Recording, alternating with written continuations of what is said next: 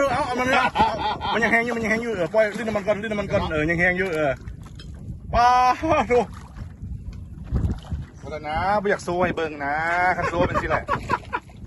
ตัวที่สองนี่นะโอ้พูดนะ2 เพชรแล้วนี่ตัวนึง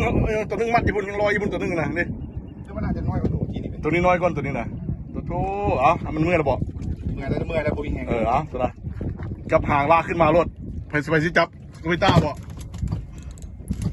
โอเคเอาหางมันลากขึ้นมารถเนาะโอ้เกาะอันนี้มันนี่โบได้กินนี่